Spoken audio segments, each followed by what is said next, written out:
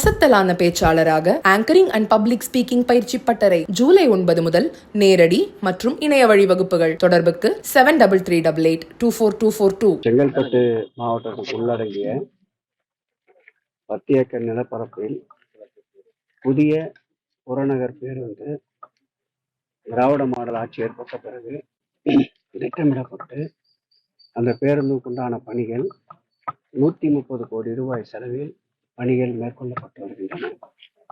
மாண்புமிகு தமிழக முதல்வர் அவர்கள் இந்த பேருந்து நிலைய பணிகளை இந்த ஆண்டு இறுதிக்குள் மக்கள் பயன்பாட்டிற்கு கொண்டு வர வேண்டும் என்ற உத்தரவுக்கிணங்க இன்றைக்கு நானும் எங்கள் துறையுடைய செயலாளர் அன்பிற்கினிய காதர் லாப்ஷா அவர்களும் இந்த தொகுதியுடைய சட்டப்பேரவை உறுப்பினர் அன்பிற்கினிய வரலட்சுமி மருத்துவன் அவர்களும் இந்த மாவட்டத்துடைய ஆட்சியாளர் அவர்களும் எங்கள் துறையினுடைய உறுப்பினர் செயலாளர் பிரகாஷ் அவர்களும் சிஇஓ அவர்களும் ஒருங்கிணைந்த ஆய்வினை மேற்கொண்டிருக்கின்றோம்.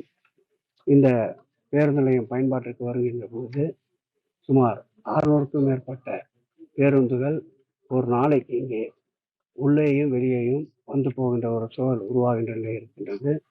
கிட்டத்தட்ட 57 பேருந்துகள் ஒரே முறையாக நிறுத்துவதற்குண்டான இடவசதி செய்யப்பட்டிருக்கின்றது. அதேபோல் குடிநீர், கழிப்பிட வசதி, திடீரென்று உடல்நலக்குறைவு ஏற்படுகின்ற போது அதற்கு தேவையான மருத்துவ வசதி, அதேபோல் உணவகங்கள், தாய்மார்களுக்கு பாலூட்டும் அறை போன்ற அனைத்து தற்காலிக நாகரிகத்திற்கு ஏற்றாற்போல் அனைத்து வசதிகளோடு கூடிய ஒரு பேருந்து நிலையம் இந்த இடத்தில் அமையப்பட இருக்கின்றது. இந்த பேருந்து நிலையம் அமையப்படுவதால் சென்னையினுடைய போக்குவரத்து நெரிசலுக்கு நிச்சயமாக போக்குவரத்து நெரிசல் குறைவதற்குண்டான ஒரு வாய்ப்பாக இந்த பேருந்து நிலையம் அமையப்பெறும் என்பதை மகிழ்ச்சியோடு தெரிவித்துக் கொள்கிறோம். இங்கே இருந்து இயக்கப்படுகின்ற பேருந்துகள் அருகிலே இருக்கின்ற விழுப்புரம், திருச்சி, பெங்களூர், ஓசூர் வரையில் செல்வதற்குண்டான வழித்தடங்கள் பயன்படுத்தப்பட இருக்கின்றன. இந்த பணிகள் முழுமையாக நிறைவேறுகின்ற போது இந்த மாவட்ட மக்களுக்கும் இது ஒரு வரப்பிரசாதமாக அமையும் என்பதை தெரிவித்துக் கொள்கிறோம். இந்த ஆண்டு இறுதிக்குள் மக்கள் பயன்பாட்டிற்கு நிச்சயமாக கொண்டு வரப்படும். மந்தகதியில் நடக்கல. அது ஏஎஸ்ஐல ஒரு அனுமதிக்காக ஏஎஸ்ஐ தங்கள் துறை சார்ந்த இடம் அதில் வருகிறது என்று சொல்லியிருந்தார்கள். அதற்குண்டான தீர்வும் தற்போது எங்கள் துறையுடைய செயலாளர், உறுப்பினர் செயலாளர் அவர்களும் ஏஎஸ்ஐக்கு தகுந்த ஆதாரங்களோடு விண்ணப்பித்து அதற்குண்டான அனுமதியும் பெறப்பட்டிருக்கின்றது. வெகு விரைவில் அந்த பணிகளும் முடக்கிவிடப்பட்டு ஜனவரி மாதத்திற்குள் மக்கள் பயன்பாட்டிற்கு கொண்டு வருவதற்குண்டான முயற்சிகள் மேற்கொள்ளப்படும். இந்த ஆட்சி வந்த பிறகு ஏற்படுத்தப்படுகின்ற பேருந்து நிலையங்கிறது இந்த கடந்த காலங்களைப் போல் அவர்கள் ஆட்சியில் தொடங்கி அவர்கள் விட்ட பணியை நாங்கள் நிறைவேற்றுகின்ற ஒரு சூழ்நிலை வராது. நாங்கள் எடுத்துக்கொண்ட பணி எங்கள் காலத்திலேயே நிறைவேற்றி தரப்படும். நிச்சயமாக நாங்க பேசுறதை கேட்டு மலிவு விலை உணவகம் நிச்சயமாக தற்போது நாங்கள் திறக்கப்பட இருக்கின்ற கூத்தம்பாக்கம் பேருந்து நிலையமாகட்டும், செங்கல்பட்டு பேருந்து நிலையமாகட்டும், மாமல்லபுரம் பேருந்து நிலையமாகட்டும், ஆவடியிலே ஏற்படுத்த போகின்ற புதிய பேருந்து நிலையமாகட்டும், இந்த பேருந்து நிலையங்களில் மலிவு விலை உணவகம் நிச்சயமாக செயல்படுத்தப்படும். தொடர் முயற்சியாக உங்கள் கோரிக்கையின் அடிப்படையில் நாங்கள் கிளாம்பாக்கத்திலும் பல்வேறு இது போன்ற சுயதொழில் செய்பவர்களை அணி கேட்டோம். சமைப்பதற்குண்டான இடங்களை கேட்டுக்கொண்டிருக்கின்றார்கள். அதற்குண்டான சாத்தியக்கூறுகளும் ஆராய்ந்து கொண்டிருக்கிறோம்.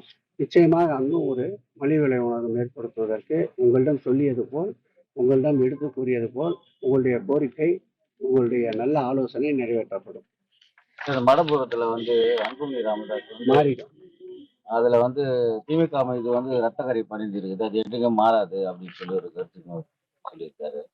கரையை பற்றி சொல்ல வேண்டும் என்றால் நிறைய கரையை சொல்லலாம். அருகிலே அதிகாரிகளை வைத்துக் கொண்டிருக்கின்றோம். தமிழ்நாட்டிற்கே மாறாத ஒரு கரையை இன்றைக்கு அவர் ஏற்படுத்தி இருக்கின்றார். குடும்ப பாசம் என்னவென்றால், தாய் தந்தை பாசம் என்னவென்றால், அந்த பாசத்தை எல்லாம் துறந்து மறந்து பறந்து கொண்டிருக்கின்றார். அவர் கரையை பற்றி சொல்லக்கூடாது. ஏற்பட்ட சம்பவம் வருந்தக்கூடியது, வருத்தம் அளிக்கக்கூடியது, அதை ஏற்றுக்கொள்ள முடியாதது. அதற்குண்டான அனைத்து நடவடிக்கைகளையும் போர்க்கால அடிப்படையில் 4 கால் பாய்ச்சல் என்பார்கள், 8 கால் பாய்ச்சலே மாண்புமிகு முதல்வர்கள் எடுத்திருக்கின்றார். சம்பந்தப்பட்டவர்களை கைது செய்திருக்கின்றார்.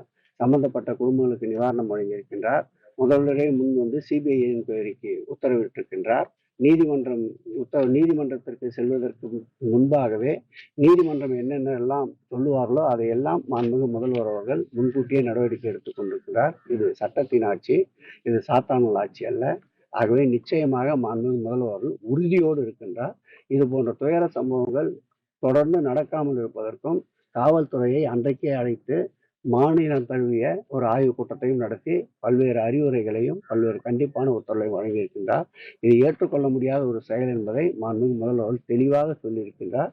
அந்த சம்பவத்திற்கு என்ன வழக்குகள், குற்ற வழக்குகள் பதிவு செய்ய முடியுமோ, எந்தெந்த சட்டப்பிரிவுகளின் கீழ் வழக்குகள் பதிவு செய்ய முடியுமோ அத்தனை சட்டப்பிரிவுகளின் கீழும் அந்த வழக்குகள் பதிவு செய்யப்பட்டிருக்கிறது. கடந்த கால ஆட்சியை போல் குற்ற சம்பவம் நடந்த பிறகு 10 நாள், 15 நாள், 1 மாதம் கழித்து நீதிமன்ற உத்தரவுக்கு பிறகெல்லாம் நடவடிக்கைக்கு செல்லவில்லை.